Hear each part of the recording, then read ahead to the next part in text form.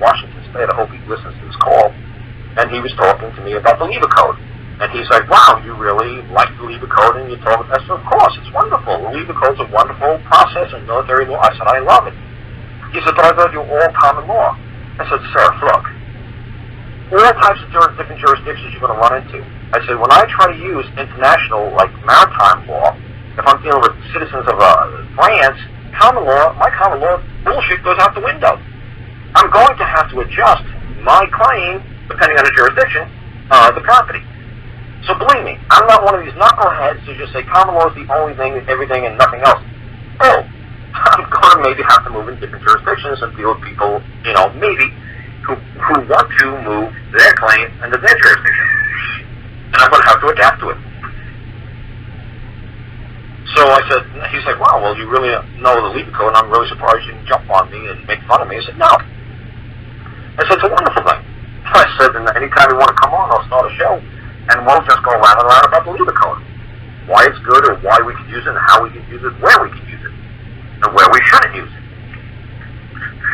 You don't want to start going gold fringe on the people and start going too much Lever Code on these guys. Mm-hmm. But sometimes, throw it in there. It might actually come in handy. It's nice to know it. So, it's just nice to know. It's just nice to have, and especially if you hear them coming at you with something silly like that, it's like, oh, I see where this is going. He's going to Lever Code on me. You know what? I'm going to drag this around. We're going back common law. But that was cute. I liked how you tried to jump jurisdiction on me. Because like I said, when I got around and around with the governor's attorney, I said to him, you notice the order that the magistrate passed in the federal court under my case? He was like, yeah, did you notice in the first paragraph, how many jurisdictions did he basically state? He said 4. I said, yeah, you noticed that too.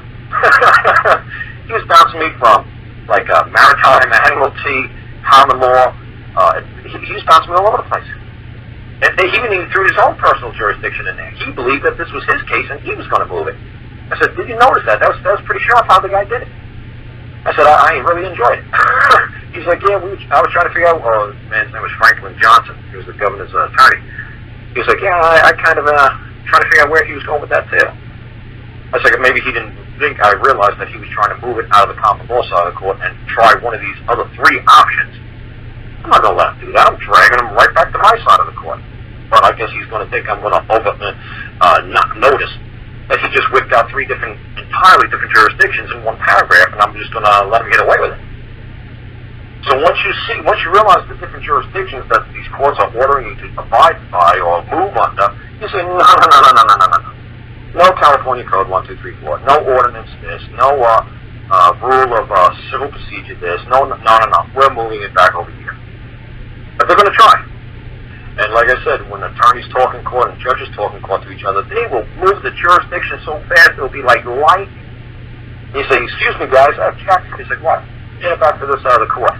None of that nonsense. You can't bring none of that nonsense. That's not the law before this court. What's the law before this court? The common law.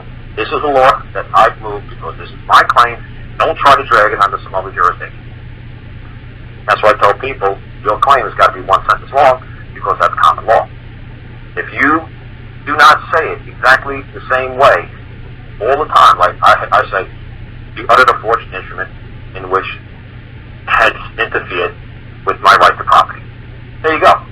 And that's all I keep saying. It's like, well, what are you here about? Oh, I'm here because an utterance of a forged instrument has interfered with my right to property. And the judge will say, well, is there anything more to your claim? No, it's just they uttered a forged instrument which interfered with the right to my property. The judge will say, oh, okay. I'm done. And then the other side will go. The other side will say, well, we don't believe we uttered a forged instrument. We interfered with my rights to property. They say, okay, well, would you like me to expand on it? Would you like to present the evidence to this court now? Is this court ready to see my exhibits and take my testimony and have the witnesses appear before it? And the judge will say, well, okay, well, sure, let's see it. But you state your claim. If you make your claim in the very beginning anything other than your simple sentence, you just lost common law jurisdiction. Sure. You start bringing in all kinds of different examples. You say, well, under they uttered a forged instrument and interfered with my rights to property. And under California Code 1, 2, 3, 4, that's illegal. It's like, well, okay, which code? Where are you moving this call? Is this common law call? Or are you moving under California Code of 1950? Which one are you doing, call? And if The other side doesn't object, and the other side will start whipping out all kinds of nonsense on their side, too. And it'll be a free-for-all. There could be 4, 5, 6 different jurisdictions going on, different codes going on. So you got to stop everybody and say, whoa, get rid of that. No. This is my claim. This is my law before the court.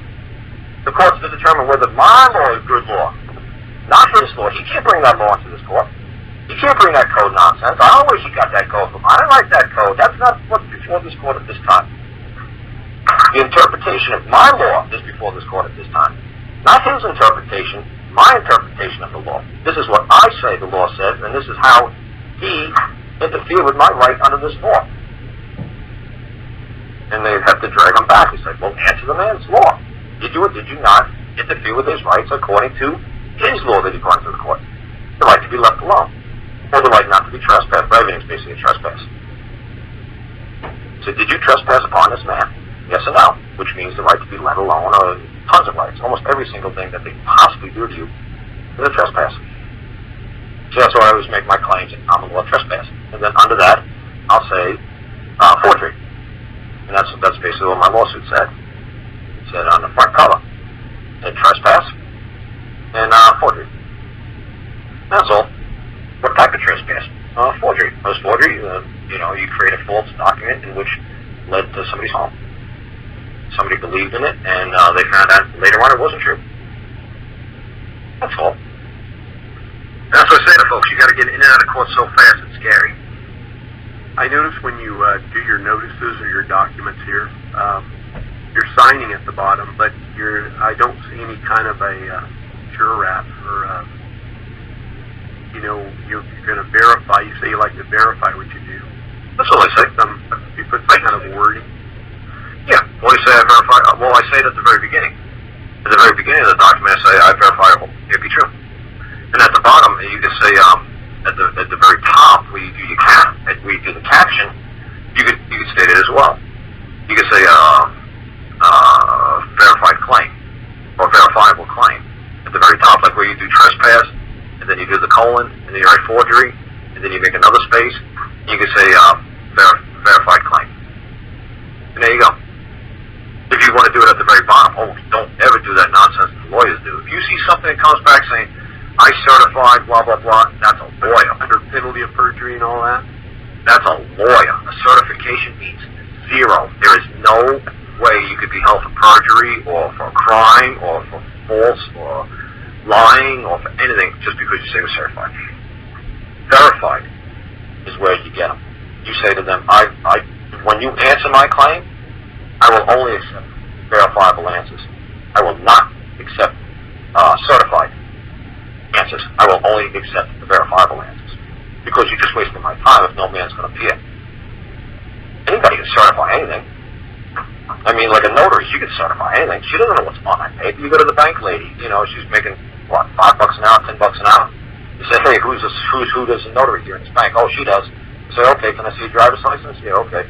Okay, that looks like you. Okay, boom, boom, she stamps it and hands it back. And now, can she go to open court on the open affirmation and verify anything in that document is true? Nope.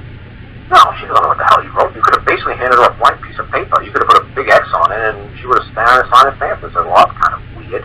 Okay, but you pay me $5, I'll do it for you, or your bank customer, I'll do it for free. Okay.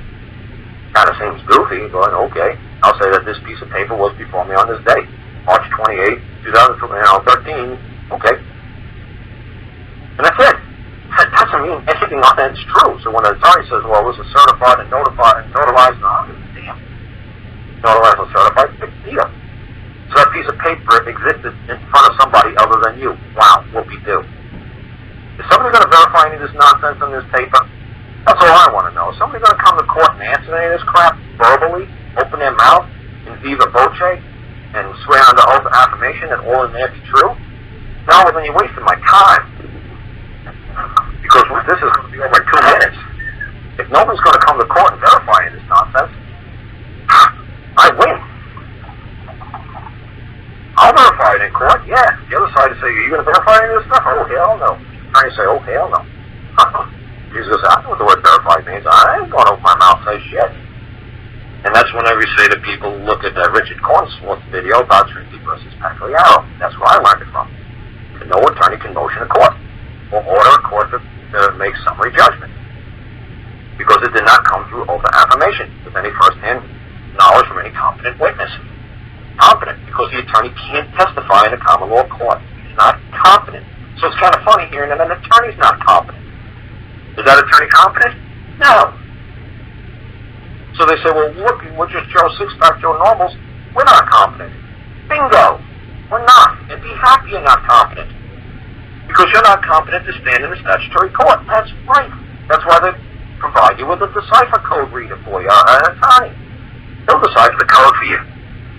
I don't want one. I want to take it to a common law court where I don't need no stupid code enforcement officer to decide for my stuff. Plus, I get to block every attorney. Was an attorney, you a competent witness here? No, you're incompetent to testify, right? Yeah, I'm incompetent to testify. What, so should I demand the court take him to a psychological evaluation until they rule him competent? That's ridiculous.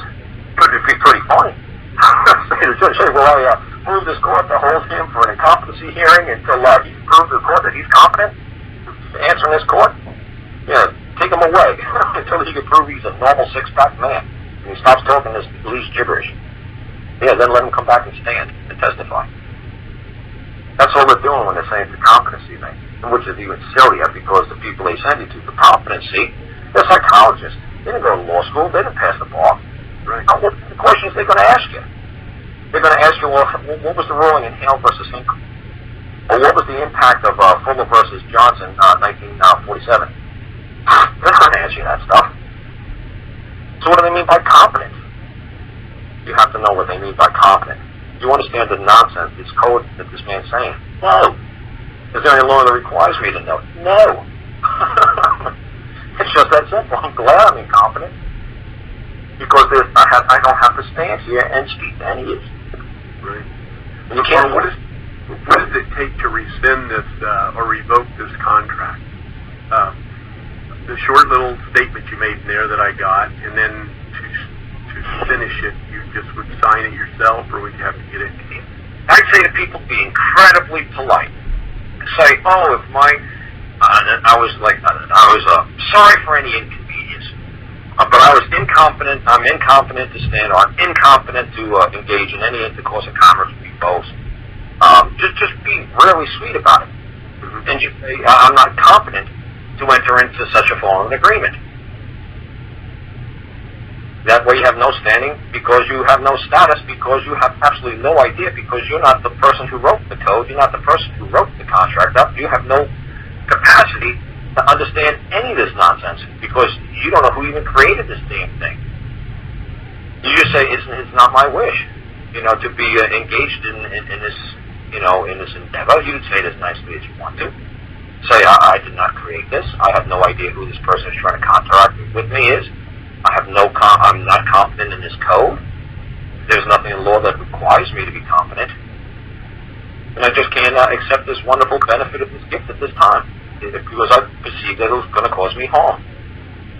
That's what I try to say to people. Just because you get a presentment or a gift doesn't know a benefit. They might think it's a benefit, but you don't have. You have to accept it. But then you could send it back and say, you know what? I thought it was a great gift at that time. I thought I could really handle it, but you know what? It's overwhelming. It's actually causing great harm and stress, and it's actually causing a lot of, and I just can't do it. And I know you, good, kindly person on the other end of this letter, certainly doesn't want to cause harm to man because your agency or your government was created by man, and it's not to be the source of harm to man. It's supposed to be a source of benefit. So however you want to spice it up to try to make it sound, palatable. It's like you explained earlier where an administrative agency, the rule of law is on their side, 51%. Yeah, oh yeah. When you're standing in their jurisdiction, right. An administrating hearing officer, because if it's not a trial, it's a hearing, and he's just a hearing officer, and he's not bound by no constitution, he's not bound by any set of rules other than the law that administrative agency is running under. He's bound by their rules, and like I said, rules are the most ridiculous. On a pyramid, the rules are at the bottom. The laws customs are at the top, and then laws under customs. If you're looking at a pyramid, rules are at the bottom. Because, like I said, my sister was his school teacher, and one day she said to the kids, we're bored with playing kickball. ball. Let's run third base, second base, first base. Let's break the rules, because rules are made to be broken, to just spice it up and just, jazz it up a little bit. But the customs are the customs. The law is a little bit to be modified or interpreted, but the customs of the people, that's what always prevails. In this nation, customs are at the top, and then laws underneath. So that being true, that means that's how they get you, because you say, I don't consent. Well, you don't get the right not to consent, because it's 51% on their side that they believe you consented. You say, like I said to Dean, this is very simple. I require leave of court so I can properly answer the claim before this court. And I know there is a proper claim been submitted to this court. Is that not true, Judge? And he knows it's not true. There is no claim. It's a complaint. He knows the difference between a claim and a complaint. Only a man can make a claim. So he'll be like, see, that's what Dean's keeps jumping up and down, because I said that to Dean back in November. I said that to him. I said, Dean, I watched your videos. You're a nice man, but, I think you're going to get it, but you're a little angry. I said, what you really need to do is stop using their acts, stop using the Canadian Constitution, stop using the Canadian law, stop using their precedents. He's like, well, I said, Dean, first of all, that's intellectual property theft. You can't do it. And two, you automatically lose your common law jurisdiction by citing their code. You're directing your claim into their code world. So they have the right to answer in a code. Like I say to people, it's like, oh, you want to write pro se on your paperwork? You want to write in Latin? You know what I'm saying? You've seen people write proper song, pro se, right? Right? So now, do you think that's a legitimate thing to do, like write proper persona or something? Hell no. Why not? Well, because that's something they dream up, the attorneys. Well, no, it's Latin. It's Latin. It's yeah, you did explain that is the, I can't remember what you said about it. You did explain it. It's Latin. It's a proper language. Let's say I write proper persona on it. And say then somewhere else I'm going to use this big YouTube video PhD degree I got from watching YouTube videos, and I'm going to throw another Latin word in there somewhere. And then somewhere along the line I'm going to say non pro tunc, and I'm going to throw a couple more Latin words in there, right? Because I got this PhD from watching YouTube videos, right? Right. How would you like it if their answer was 100% in Latin? Because you spoke Latin. Right. Who's to limit them from making the whole entire complete answer in Latin? Right. If that's what you wish to speak in Latin, you wish to speak in Latin. That's why I tell people, stop your big 3-syllable words, $2 words, stop being a Philadelphia lawyer. Speak in 1-syllable, syllables, 2-syllable, plain language, English, simple, common law, nation, the words that we use. It was like I just went around with some guy on the phone, and I said to him, stop writing a writ of habeas corpus. He said, just order for the property be returned to the proper jurisdiction. And he said, well, writ of habeas corpus, I said, that's illegal. He's kind of odd. Let me put it this way. I said, you walk into McDonald's, you say to anybody behind the counter, oh, I'd like to place a writ with you right now. And they'd be like, you'd like to do what? Oh, I'd like to place my writ now. And the lady in the window would be like, what the hell do you want? We don't serve writs. Yes, you do, ma'am. You take writs all the time. That's all you do all day. If you don't take writs, you don't make money. And they'd say, sir, can you just please drive through and come to the window? Because I don't understand what the fuck you're saying. I said, or you say to the man in McDonald's or the woman in McDonald's, I'd like to place my order now. They say, oh, bingo. I know what you want. You want to place an order. So maybe the manager will walk out of the back and say, what does he want? He wants to place a writ. He wants to place an order with you. Just take his freaking order. It's like, buddy, why you got to talk all silly shit like that? You know she's just a common lady. Just say, I want to place an order. I said, that's how you make your writing before the courts. You just make it in simple, plain language. None of these big words, because if you want to go big words, they're going to go big words. If you want to rely upon Hale versus Hinkle, they're going to use the Feldman-Roca doctrine on you.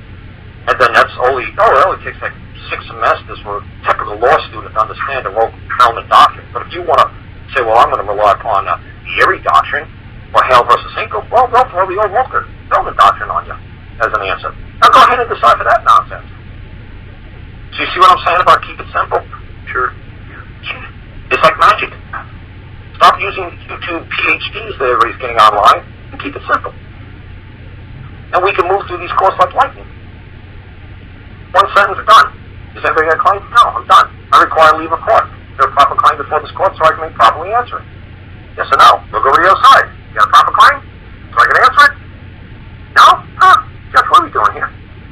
he making a false claim before this court? What's he doing? You know what? Now I'm going to need to leave a court to make a claim against his false claim. I'll be right back. Give me about 20 minutes. I'll have a claim written for you. It'll take me one sentence. I'll be done. But no, that won't be necessary. That's what you intend to do in court. Not jump up and down and get mad and angry. I know my rights and you are a free man and you spell my name in all applications. I don't give a rat's behind if a chicken tap dances on my paperwork. I say, that's my name. That's my name. But it looks like a symbol for the artist known lately as Prince. Yeah, it kind of looks like his nonsense. All our letters are just a form of hieroglyphics. All our letters are just a form of a symbol in which we interpret to mean a certain thing. So space aliens are going to come down and read us gibberish and go, oh boy, that's English hieroglyphics from the 19th century. And they're going to try to decipher our nonsense. It's just symbols. That's all it is. See, this name nonsense, that's what I tell people. I said, boy, man, I wish I really was on this name kick. Because I could really waste everybody's time for 2-3 hours on all the bullshit I've learned over the years of what the name means this, and uppercase, boy, I should sure waste your time on stuff that has absolutely nothing to do in this nation. In this nation, it doesn't matter. Like I said, any simple person could go before a court and point their finger and say, that man owes me $50 and he won't pay me back. That's a claim. There's the injury, there's the wrong, there's the harm, there's the loss, there's the breach of contract. Hey, I got it. Because the man doesn't have to know how to sign his name. The man doesn't have to write his name. This is a nice, simple country. Because everybody who moved to this country, like my dad, he couldn't read or write English. He spoke German, and he could read a little German. But he certainly couldn't read or write English. But you better believe if he had to go to court, he could hold his own. That's how this country was made, because people from all over the world were coming here. And they just said, okay, you know what? What's the custom of the people? How do you Italians do it? This Italian did this. I have no idea what you guys are doing. Eskimo did this to another Eskimo. Is that a proper thing to do to another Eskimo? You know, it's like, yeah, that's what we do all the time. We rub noses to each other. It's like, okay, fine, you know, that's what we do. Or this is what we do with a polar bear. I didn't know, but I thought that was pretty bizarre. But no, it's a custom of our people. That's not unlawful. Okay, but, you know, you try to do that in New York City to somebody, they'll punch you in the face. You say, no, we rub noses here all the time. No, I don't know. You rub a nose with a polar bear? Yeah, we rub a nose with a polar bear. Oh, you're pretty crazy. You rub a nose with a complete stranger? Oh, yeah, complete stranger. Well, you can't just grab somebody walking down 42nd Street by the ears and rub their nose. You know, that's a crime. That's assault. You can't do that nonsense. So the real trick is going to be able to, once you give them your simple notice, to be able to back it up by taking them to court, to common law court. Yeah. Be able to pull that off. You don't even have to say common law court. That's what I'm saying. You just file your claim in court. And like I said, it's based on what you're writing. If you're saying the action is a trespass, and the trespass is, you know, administering property without a right, that pretty well says it all.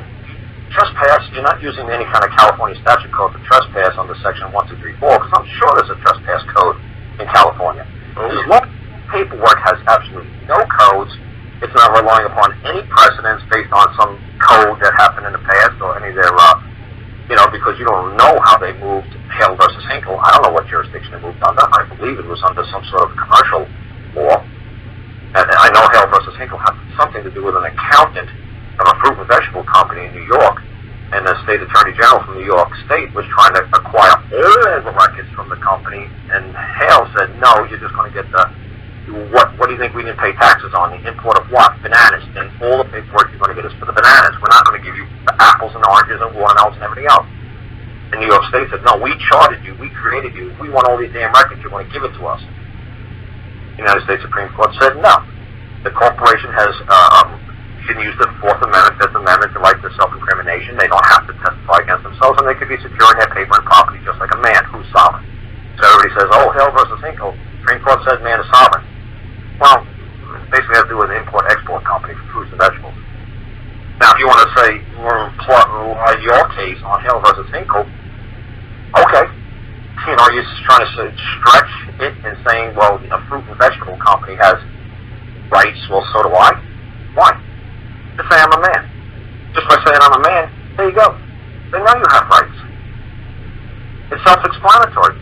Because only man has rights. Everybody else has a duty, an obligation, or chartered, or privileges, or something. But only man has rights. You just say, I'm a man. There you go. When I enter course in commerce, my name is Bill. And there you go. And that's about it. You don't have to do uppercase, lowercase. You can make this, so when I enter course in commerce, I use the symbol formerly known as the artist known as Prince. Believe me, I'm sure when Prince went into a bank with that crazy question mark, whatever symbol he had, I'm sure his check cleared. I'm sure they said, oh, yeah, I didn't recognize that symbol mark. Oh, yeah. That's what he uses to enter course in commerce in the public. There you go. Doesn't make anybody have control over him because he uses that symbol. Nobody could get into his personal affairs. Only person that he engaged with is the person that he put the paperwork to and said, I will willingly now consent to sign this piece of paper, and now I'm joined with you on a within this document, within the terms and conditions set forth in this contract. That doesn't mean the person can swing his body around. It doesn't mean he owns his body now. They sold his soul.